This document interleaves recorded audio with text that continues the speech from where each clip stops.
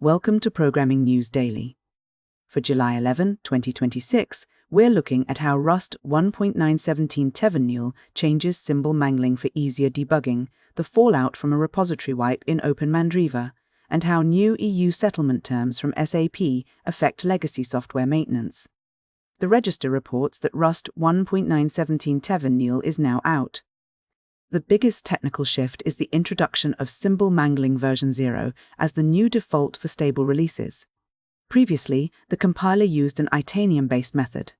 Now, when the compiler generates names for generic parameter instantiations, it can preserve the actual values instead of tracking them behind a unique hash. This resolves old inconsistencies in how different parts of the compiler handled names, which means your debug traces will be much more consistent. There are also practical wins for anyone managing CI/CD pipelines. Cargo now allows you to deny warnings through configuration using the cargo build warnings environment variable. You can toggle between allowing, warning, or denying these issues without invalidating your build cache.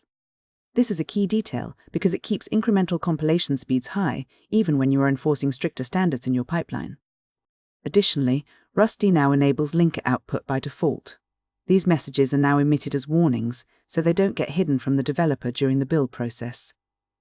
Switching gears to community governance, the OpenMandriva project is currently recovering from a targeted attack on its infrastructure.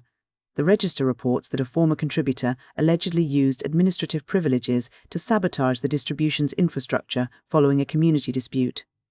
This happened after the project began severing ties with a private server used to mirror its repositories. A contributor reportedly used their access to delete years of development work from several GitHub repositories. The sabotage specifically targeted the cooker rolling development branch. In one instance, the actor published an empty package to the repository. This package was designed to obsolete GNOME and Cosmic packages, which would have caused significant breakages for users in those desktop environments. Fortunately, the damage was limited to the cooker branch, so users on the stable release were not affected. OpenMandriva has since conducted a full system audit to assess the breach. They found that the removed packages were the primary violation. The project is now focusing on the risks of centralized administrative access and how to better protect the development history in a community-driven ecosystem. In enterprise software, SAP is changing its support terms following an antitrust probe by the European Commission. To settle the investigation, SAP has agreed to abolish reinstatement fees and reduce the back maintenance charges applied to customers who return to its support services. These changes are global and will remain in effect for the next 10 years.